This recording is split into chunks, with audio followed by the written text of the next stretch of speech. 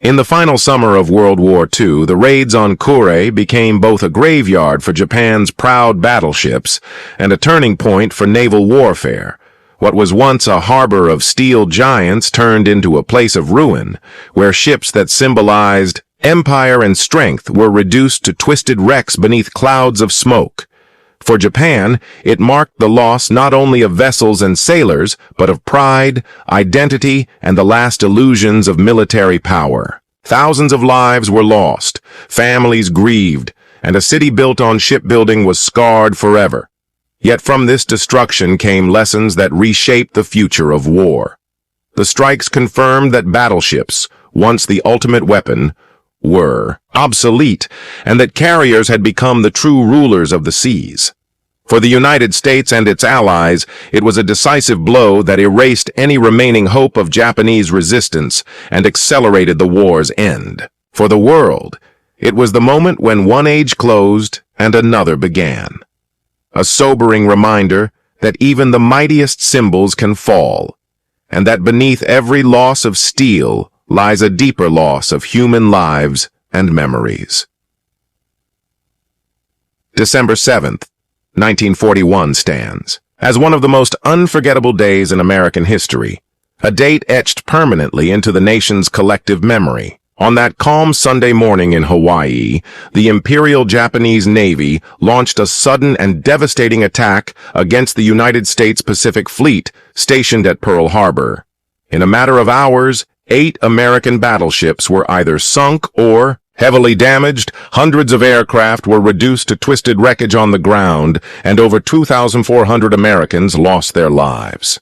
The strike stunned the nation and instantly transformed public opinion, rallying Americans together under a single cry, "Remember Pearl Harbor." It was the event that hurled the United States headfirst into the Second World War. Yet despite its enormous impact, Pearl Harbor was not the most destructive strike against warships during the conflict. That distinction belongs to a far less remembered assault that came in the final months of the war. Unlike Pearl Harbor, where many ships were eventually salvaged and restored to service, this later offensive left nothing standing. It was an attack that completely erased the last remnants of Japan's surface fleet, delivering a final, irreversible blow to the Imperial Navy. The target was not Midway, nor Leyte Gulf, nor Okinawa. It was the naval base at Kure, a place steeped in history and pride, and for the Japanese sailors who witnessed it from the shore, it was nothing short of watching their nation's maritime power collapse before their eyes. A U.S. Navy pilot, who flew in the operation, later recalled the sight in haunting words, describing the harbor as resembling a mass funeral for Japan's fleet. Thick, black smoke poured skyward in vast columns. Flames consumed steel hulls, ships rolled helplessly onto their sides, and explosions ripped through decks and bulkheads. To him, it felt like watching the very pride of a nation sink beneath the waves.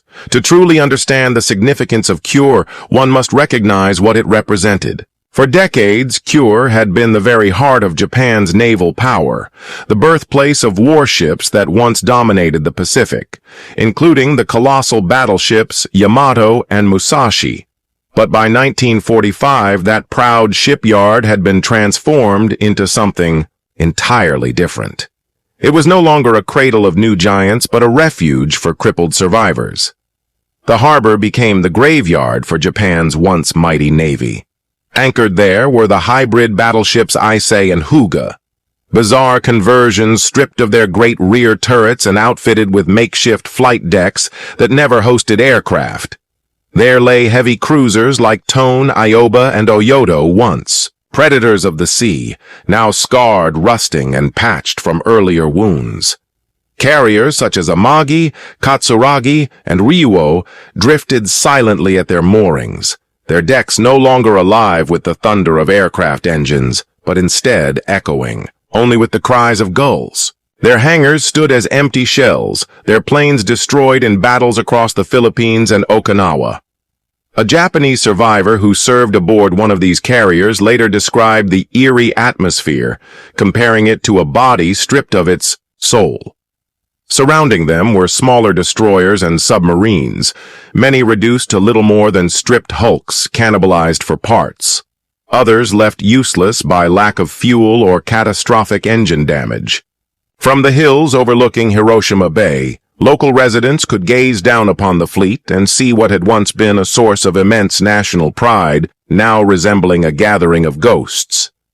The ships floated, yes, but they were lifeless, shadows of the power they once projected across the Pacific. On paper, the concentration of ships still looked formidable. American intelligence estimated that more than 400,000 tons of warships were clustered at Kure. In theory, if Japan had managed to rally them into one final desperate sortie during the anticipated invasion of the home islands, they might have inflicted horrific losses on the attacking Allied fleet. The U.S. had already learned at Okinawa how dangerous a cornered enemy could be, where more than 12,000 Americans had been killed, many by suicide attacks from barely trained kamikaze pilots. The possibility of those battered warships joining such resistance was enough to convince American planners that they could not be allowed to survive. Beyond strategy, symbolism weighed heavily. Even stripped of aircraft and fuel, even scarred and rusting, the ships at Kure still carried meaning. To Japan's leaders, they served as evidence that the nation still possessed a fleet, however weakened. To the Japanese people, they stood as symbols of defiance, reminders of a navy that had once ruled vast seas. To American commanders, they represented a dangerous illusion, one that could inspire false hope and prolong the war. Thus, in late July of 1945, as the world edged closer to an endgame, the United States Navy resolved to finish what Pearl Harbor had begun. The fast carrier Task Force 38 steamed toward Hiroshima Bay, prepared to erase the last vestiges of Japan's surface fleet. From July 24th to July 28th, wave after wave of American aircraft descended upon Kure. Hellcat fighters swept through the skies, Helldiver dive bombers plunged toward their targets, and Avenger torpedo planes thundered in low to deliver crippling strikes. The Japanese, critically short of fuel, aircraft, and trained pilots, could mount only a feeble defense. Anti-aircraft guns erupted desperately, filling the air with flak, but the torrent could not be contained. The attack was overwhelming, unrelenting, and merciless. When the raids finally subsided, the results were devastating beyond comparison. More than 20 major warships were sunk outright or reduced to wrecks beyond salvage. By contrast, Pearl Harbor had left 8 battleships destroyed or damaged, most of which were refloated and returned to action within months. At Kure, nothing ever returned. The Imperial Navy was annihilated, its proud hulls lying shattered and twisted in the shallow waters of Hiroshima Bay. Yet despite the scale of this destruction, history rarely gives the Kure raids the same attention as Pearl Harbor. The reason is not hard to understand. Pearl Harbor was a shocking ambush that transformed the course of history overnight and drew America into a global war. Kure, by contrast, was not a surprise, but an inevitability. It was not the dramatic opening chapter, but the quiet, grim conclusion. One became legend, immortalized in memory, while the other slipped into obscurity, recalled mainly by historians and those who survived it. But for those who were present, Kure was no footnote. For Japanese sailors trapped aboard burning hulks, it was a nightmare. For American pilots braving relentless flak and risking their lives, it was a mission as dangerous as any in the war. For scholars, it marked a greater transformation still, the final death of the battleship era. By the summer of 1945, Japan itself was already unraveling. The empire that once seemed unstoppable was crumbling under the weight of defeat. 4 years earlier, Japan's navy had dominated the Pacific, swift and confident, striking fear into its enemies. Pearl Harbor had shocked the United States, Singapore had fallen in weeks, and the rising sun flag had stretched from Burma to the Solomon Islands. But those days were gone. Tokyo, Osaka, and countless other cities lay in ruins from B-29 firebombing raids. Factories stood silent, unable to produce without fuel or raw materials. Merchant shipping had been decimated by relentless. American submarines leaving Japan's economy strangled. On the streets of the cities, gaunt civilians clutched ration cards that rarely provided what was promised. Starvation was no longer a distant threat. It was a daily reality. At sea, the situation was equally hopeless. The carriers that had once swept across the Pacific were gone, either lost at Midway or wrecked at the Philippine Sea. At Leyte Gulf in 1944, Japan had risked nearly everything in the largest naval battle in history, only to be decisively crushed. The mighty battleship Musashi had gone to the bottom, and Yamato herself, after humiliation, embarked on a suicide run in April 1945 and never returned. What remained withdrew to home waters, to the one place still able to offer protection: Kure. Kure had always been more than a port. For decades, it had been the lifeblood of the Japanese Navy, the shipyard where legends were born.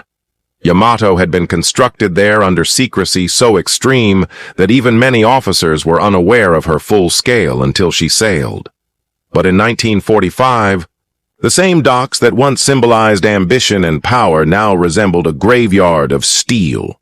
Hulks crowded the inlets, strange hybrids like Issei and Hyuga sitting mutilated with crude flight decks, cruisers scarred from battle resting at anchor, and carriers stripped of their planes drifting in eerie silence.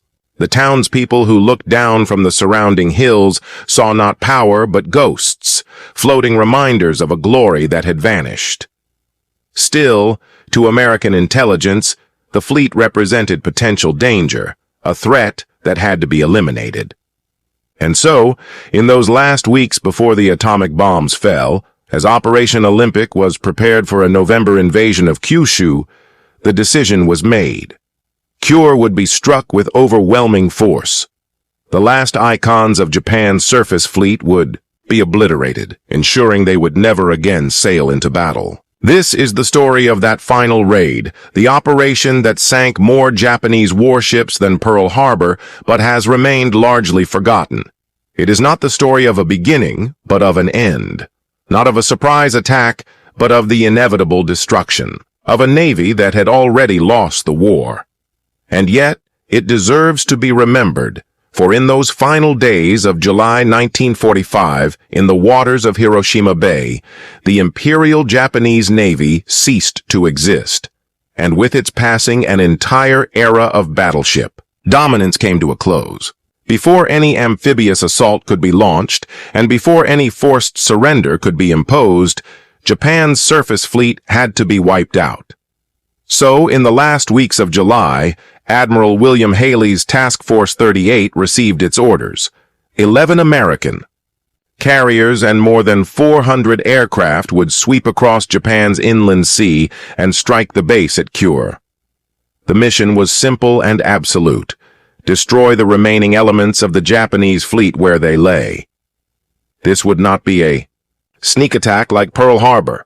The ships in Kure were at their piers, their guns manned and their flak batteries primed, but they were grounded by lack of fuel, without adequate air cover, and with little hope left. For the crews aboard those hulks, the end would come in hours, rather than months. And for the American planners, the imperative was clear. When the invasion came, no sailor or marine should ever have to face those ships rising to fight again. Kure was no longer a stronghold. It had become a marked target destined to be a tomb. The morning of July 24, 1945, dawned glassy and bright over the inland sea. Sunlight glittered on Hiroshima Bay, and from the slopes above Kure, the outlines of great warships could be seen at anchor. To the untrained eye, they might still have seemed imposing, but to those who knew the reality, they were little more than enormous, immobile targets awaiting their fate. Then a faint, growing drone filled the air. From the southern horizon, engines swelled into a continuous roar as hundreds of American planes, Hellcats, Helldivers, and Avengers, closed in. Task Force 38, Admiral Haley's powerful carrier group, had arrived. This assault differed from the surprise of 1941. The defenders at Kure knew the threat was coming. Coastal lookouts and reconnaissance had reported carrier forces offshore, anti-aircraft. Crews were already at their stations, and alarms blared through the harbor. Still, there was no illusion that the defenders could turn back the oncoming storm. Japan simply lacked the fuel, aircraft, and trained pilots needed to contest the skies. A petty officer later remembered hearing the sirens, and then a vast chorus of engines like an approaching storm. Some men froze, others prayed. Everyone knew what was about to happen, and that resistance would be futile. At 7:30 a.m., the first wave hit. Dive bombers plunged with screaming wings. Torpedo planes skimmed the water to deliver their payloads, and within moments, Kure was thrown into chaos. Bombs and torpedoes struck home, geysers of water and shrapnel erupting where they hit. The carrier Amagi was among the early victims. Deep internal detonations and raging fires sent her onto her side in the shallows within hours. Katsuragi took savage blows as well. Her deck ruptured and her superstructure shattered. The older, smaller Ryuho was hammered repeatedly until flames consumed her from bow to stern. Hybrid battleships like Issei and Hyuga fought back with whatever anti-aircraft they still had, tracers climbing into the sky like frantic sparks, but their flak could not stop the torrents of ordnance. From above, an American pilot compared them to stranded whales, thrashing helplessly as each bomb tore another piece from them. The cruisers fared no better. Aoba, already scarred from earlier fights, was struck relentlessly until she settled to the bottom. Tone, once a feared scout and shadow at Midway, was pounded into ruin. Ooh, a light cruiser adapted for submarine command duties, was blasted apart by explosions. By day's end, several of these once proud ships were gone. For sailors trapped aboard, survival was nearly impossible. Ships without power could not run. Pumps or man systems, fires ran unchecked, and men leapt into oily seas clinging to floating wreckage while bombs continued to fall. A survivor from Amagi recalled how the heat was unbearable, how every effort to control flames was undone by another blast, and how he finally ran and was thrown into the water as his ship rolled over. From the hills above, Kure civilians watched in horror. The harbor that had once stood for pride now resembled a river of fire. Black smoke soared thousands of feet, and the thunder of secondary explosions rolled through the valleys. Mothers clutched children as the ground trembled, and villagers later compared the sight to mountains of steel tipping into the sea, weeping as they watched. The American strikes were carried out with clinical efficiency. Wave after wave cycled in from the carriers, pilots threading through curtains of flak and sometimes losing comrades, but overall suffering relatively light losses compared with the devastation they wrought. By the close of July 24th, the Japanese Navy had suffered one of its heaviest single-day blows, yet the campaign did not end there. Raids resumed on July 25th, 26th, and again on the 28th, each day sending fresh squadrons to pound remaining targets and to finish off crippled vessels so they could never be repaired or refloated. When the smoke finally cleared at month's end, Kure had become a graveyard. More than 20 major warships lay sunk or broken beyond recovery, the pride of the Imperial Navy effectively erased. The wider world barely registered it. There were no shock headlines like those that followed Pearl Harbor, no roaring speeches in Congress, no mass public outcry. American attention was already turning toward atomic tests in New Mexico and the broader question of how to end the war.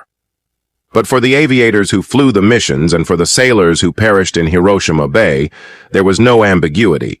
This had been the last great battle for Japan's surface navy. As one American pilot put it, "At Pearl Harbor they surprised us. At Kure, we buried them." By the evening of July 28, 1945, Kure was no longer a functioning naval base, but a cemetery of steel. Hiroshima Bay churned with oil fires and floating wreckage, while a pall of black smoke hung over everything. Amagi lay on her side in the shallows, her flight deck half submerged and twisted, ribs of warped steel jutting from the water. Katsuragi smoldered and collapsed inward, her decks blown open and her superstructure crushed. Ryuho burned on, a soot-blackened silhouette, barely recognizable as the carrier she had once been. Out beyond them, the hybrid battleships Issei and Hyuga endured catastrophic punishment. For 2 days they had spewed anti-aircraft fire, and men below had fought blazes and tried to stem flooding, but relentless American waves of bombers tore into them. One bomb punched through Issei's deck and detonated deep inside, ripping compartments apart. Another hit Hyuga's stern and set it ablaze.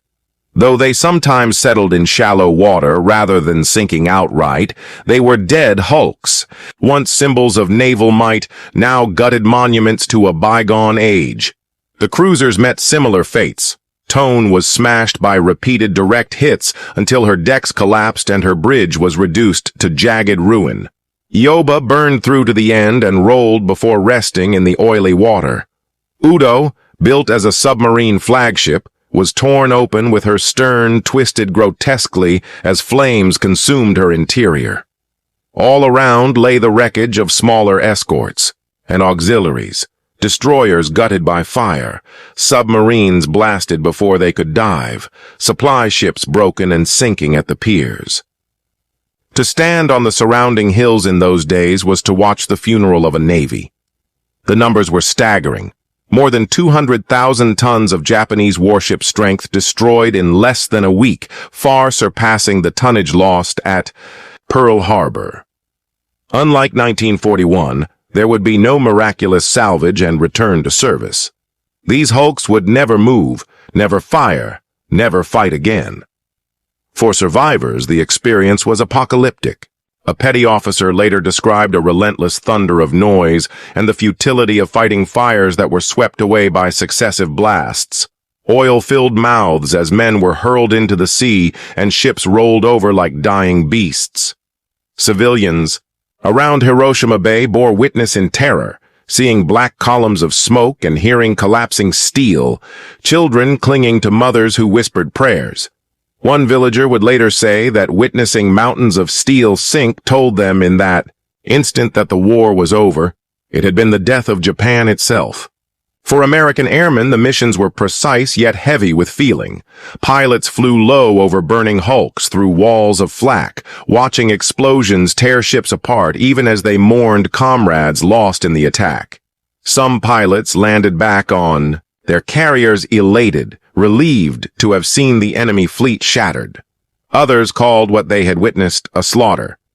A U.S. Navy flyer later said that from his cockpit, the crippled ships looked like creatures thrashing in their death throes, trying in vain to fight, and that the strikes felt like driving nails into coffins.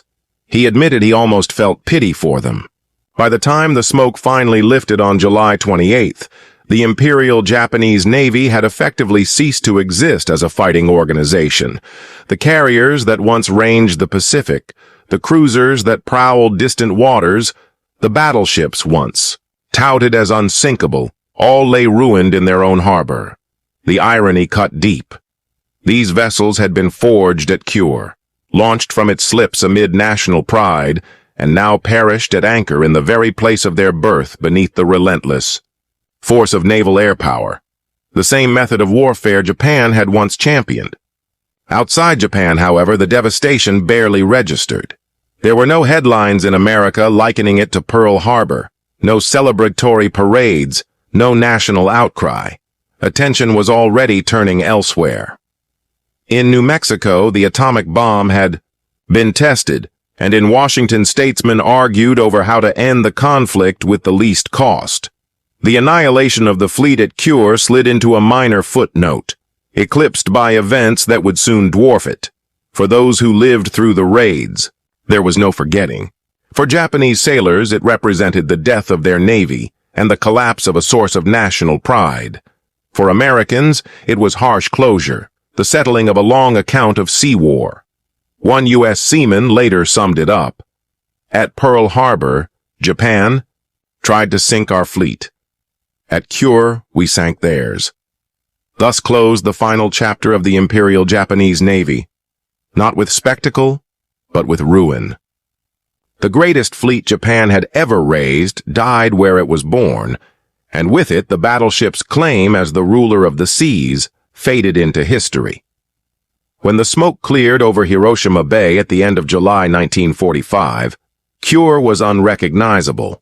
What had been a symbol of naval strength had become a field of twisted metal. Carriers and battleship silhouettes still protruded above the waterline, but they were lifeless, charred husks.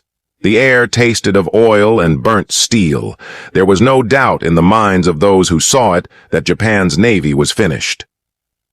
The human cost was brutal. Thousands of Japanese sailors were killed in the strikes. Others clung to floating wreckage, slick with oil, as they swam ashore. Survivors staggered through Kure's streets, hollow-eyed and blackened by smoke and fuel, seeking temples, shrines, water, or a place to collapse. One later recalled that they felt less like men who had survived and more like men already dead whose bodies had not yet followed. Civilians in Hiroshima Prefecture shared the shock. Families who once watched proud warships from their hills now saw ruin. Children asked why the ships did not fight back, and farmers watched dark plumes of smoke rising for days. For them, the loss was not only military but spiritual, a nation's pride sinking before their eyes. From the American viewpoint, the raids were a crushing success. In 4 days, Task Force 38 wiped out what remained of Japan's surface fleet. More than 200,000 tons of warships destroyed and never to be salvaged. The last tangible symbols of Japan's seagoing power, the vessels that might have posed a threat during any invasion of the home islands, had been erased. Yet even at home, the event drew little fanfare. There were no triumphant front pages, no victory parades, no radio sermons proclaiming a second Pearl Harbor. By July 1945, the American public was already looking toward the war's end and the looming revelation of the Manhattan Project. In Washington, the debate had shifted from whether Japan's fleet would be neutralized to whether Japan could be made to surrender before further bloodshed. Within the U.S. Navy, the lesson was plain. The aircraft carrier had decisively asserted its dominance. Pearl Harbor had demonstrated the vulnerability of big gun ships to air attack. Kure delivered the final judgment. Even massive capital ships in their home anchorage could not survive sustained waves of carrier-based aircraft. The era of the Ahu battleship ended not in a titanic artillery duel, but in smoldering blasted hulks left by dive bombers and torpedo planes. The impact on Japanese leadership was profound. Behind closed doors at Imperial General Headquarters, officers struggled to square the fleet's annihilation with arguments for continued resistance. Some insisted the fleet had become irrelevant. Others acknowledged the obvious truth. Without a Navy, Japan was exposed, unable to protect convoys, launch naval sorties, or contest the sea lanes around its islands. Still, surrender did not immediately follow. The military hardliners clung to plans like Operation Ketsugo, intending to marshal every soldier and civilian for a bloody defense of the homeland. For the Americans, that prospect was a nightmare they desperately sought to avoid. Okinawa's toll, more than 12,000 American deaths and savage kamikaze attacks, had shown what a full-scale invasion might cost. Kure's destruction proved that Japan could be driven to extreme measures even when defeat seemed certain. One contemporary analyst warned that if Japan could sacrifice its fleet, what would it do to protect its cities and families? Thus, Kure was both a military blow and a psychological one. It stripped the illusion of protection from the Japanese people and showed the Americans that their naval strategy could deny Japan reinforcement without a single troop landing. Fate then added a cruel coda. A week after the last bombs fell on Kure, the Enola Gay departed Tinian bearing a new kind of weapon. Hiroshima lay only miles from Kure. On August 6, 1945, the first atomic bomb detonated there, obliterating the city, and altering the course of history in ways no one at Kure could have imagined. Survivors of the naval strikes would live to see a still greater destruction engulf their homeland. For the men of Task Force 38, the raids left mixed emotions. They had accomplished one of the great naval victories, sinking more tonnage than Pearl Harbor, yet their triumph was soon overshadowed by the coming nuclear age. Some took pride in having closed the book on the Imperial Navy, others were haunted by memories of burning ships and drowning sailors. For the Japanese, the wounds lingered. In the shallow waters off Kure wrecks remained visible for decades, mute reminders of a vanished ambition and of the terrible price paid when that dream collapsed. The strike at Kure never achieved the same fame as Pearl Harbor or Midway, but its effects were no less decisive. At Pearl Harbor, Japan had aimed to cripple America's future. At Kure, America extinguished Japan's maritime past. The balance of power was altered forever. The hulks in Kure were not merely the grave of a fleet, but the tombstones marking the end of an entire era of naval warfare. For generations, navies had measured might in steel tonnage and heavy guns. A battleship steaming into port was diplomacy by intimidation. But the sight of rotting dreadnoughts in Kure demonstrated that prestige counted for little against technological change. The dreadnought's age closed and air power's era opened. Sailors who had trained for great line battles found that the conflicts they expected never arrived. Instead, a new kind of global mobile warfare emerged in which carriers projected power across oceans and airplanes struck fleets and cities hundreds of miles away. For the Japanese, the hulks left in Kure came to mean only futility. In the years after the war, villagers would row past the rusting bows of Ise and Hyuga. Children would play on beaches where sailors once drilled, and the stripped carcasses were hauled away piece by piece for scrap. Yet the memory of them endured, not as triumph but as a warning about clinging to symbols long after they have lost their power. Historians still argue about whether the raids on Kure were strictly necessary. By July 1945, Japan teetered on defeat. Its navy lacked fuel, its carriers lacked planes, and its crews were thinly trained. Some say smashing those ships was redundant, given the atomic weapon then ready to be used. Others insist that leaving visible remnants afloat might have stiffened the resolve of military hardliners and encouraged prolonged resistance. Brutal though they were, the strikes removed any last pretense that the Imperial Navy could still play a meaningful role. Even so, the blows at Kure faded fast from public attention. Timing played a part. The atom bombings of Hiroshima and Nagasaki days later swallowed the headlines. But the story's quieter, inexorable quality also worked against it. Kure was confirmation of an inevitable shift, rather than a single dramatic turning point. Naval strategists around the world took notice. Britain, France, and the Soviet Union curtailed or abandoned super battleship programs after 1945. No navy would again build something on the scale of Yamato. The aircraft carrier became the true capital ship, its hangar decks the new arena of decisive action. Still, the romance of the battleship did not vanish overnight. Veterans spoke of the thunder of big guns and the pride of serving beneath towering turrets.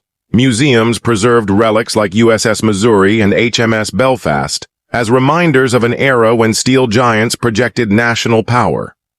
Those vessels exist now as exhibits, not frontline warships, and the oceans they once dominated belong to aircraft and missiles. Kure's legacy was therefore twofold.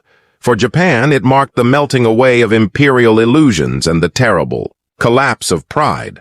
For the wider world, it signaled the passing of a torch from armor to air. As one historian summed up the arc, Pearl Harbor wounded the battleship, Midway crippled it, and Kure buried it. The age of the dreadnought ended, not in a grand gunnery duel, but under the roar of engines and the rain of bombs. Behind these strategic shifts lay deep human suffering. The destruction at Kure was not only measured in tons of steel, but in ruined lives. Survivors later described living through infernos below decks, where heat made breathing impossible and paint blistered from the bulkheads. They fought fires, with buckets, with bare hands, with whatever was at hand, only to watch another blast undo their efforts.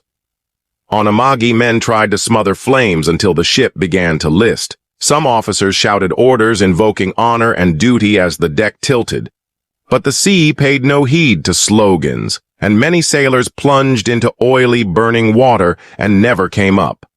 Those who did reach shore carried oil-smelling clothes and mouths full of salty black water. Rescue was a scramble.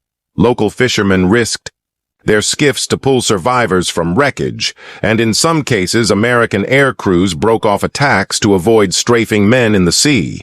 Hospitals in Kure overflowed with the wounded. Supplies were meager, and doctors were often reduced to rudimentary care.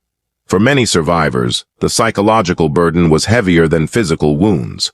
Guilt at having lived while shipmates perished lodged in their minds, and cultural expectations about honor and sacrifice made survival feel like a kind of shame.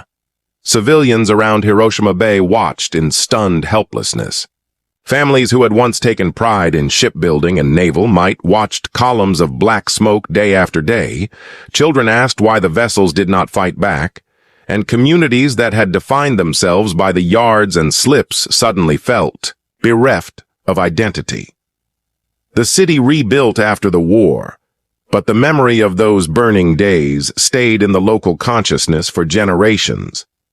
For the American pilots and sailors, the raids produced mixed emotions. Some felt vindication and relief after years of naval warfare.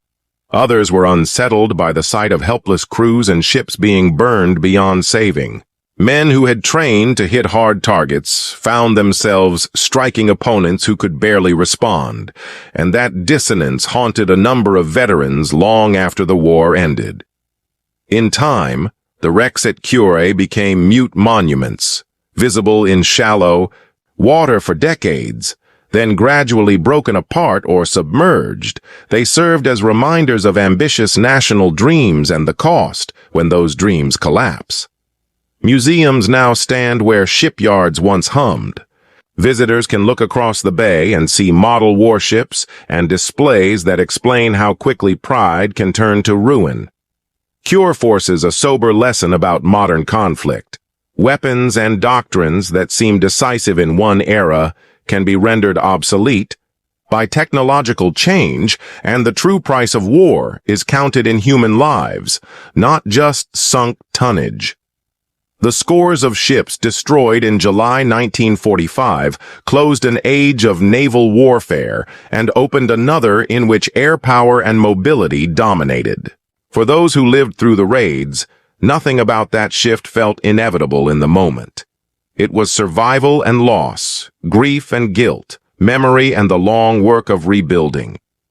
Years later, a survivor standing on the shore would reflect that the vessels were gone, but people remained, and every time he looked out over the water, he heard the absent voices of those who had not returned. The strike that sank more Japanese ships than Pearl Harbor left no parades and few headlines.